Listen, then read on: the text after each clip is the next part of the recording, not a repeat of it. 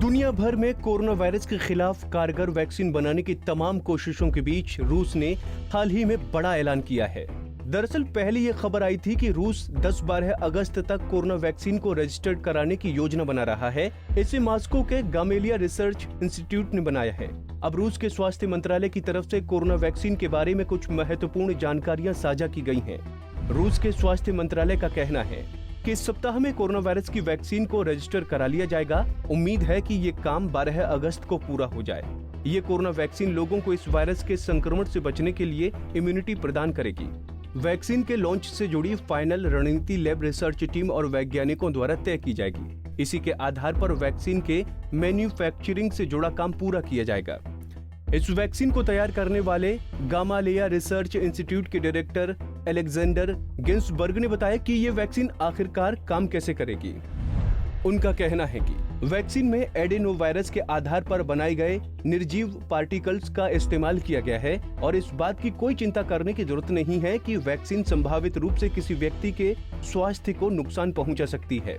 उनके मुताबिक जो पार्टिकल्स और ऑब्जेक्ट्स खुद अपने जैसों को पैदा करने की क्षमता रखते हैं उन्हें जीवित माना जाता है, लेकिन वैक्सीन में जिन पार्टिकल्स का इस्तेमाल किया गया है वो ऐसा नहीं कर सकते हैं।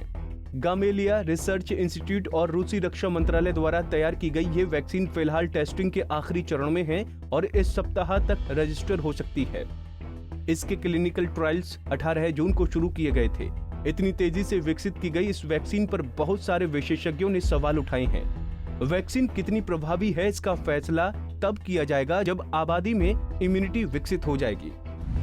गिन्सबर्ग कहते हैं कि आमतौर पर इस वैक्सीन के लगने के बाद हमारे इम्यून सिस्टम को काफी तेजी मिलेगी।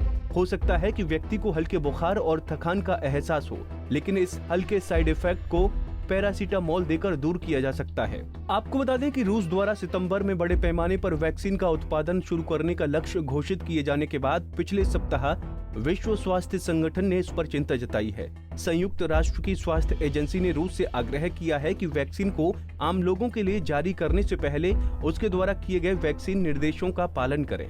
वहीं रूस के राष्ट्रपति पुतिन ने हाल ही में वैक्सीन के बारे में कहा था कि वैक्सीन की अहम जरूरत इसकी सुरक्षा और इसके संक्रमण से निपटने की क्षमता होनी चाहिए। इसलिए सब कुछ बहुत सावधानी से और सही तरीके से किए जाने की जरूरत है। वैक्सीन को इस्तेमाल करते वक्त हमारा पूरी तरह से इस पर विश्वास होना चाहिए। स्थिति कठिन बनी हुई है और जैसा कि कहा जाता है कि ये किसी भी दिशा में जा सकती है। फिलहाल डॉक्टरों की सिफारिशों के बारे में भूलकर आराम करने का कोई कारण नहीं है। हमसे जुड़े रहने के लिए हमारे YouTube चैनल को सब्सक्राइब करें और नई वीडियो की नोटिफिकेशन के लिए बेल आइकॉन को दबाएं। अगर आप ये वीडियो Facebook पर देख रहे हैं तो लाइक जरूर करें और ज्यादा से ज्यादा शेयर करें। धन्यवाद।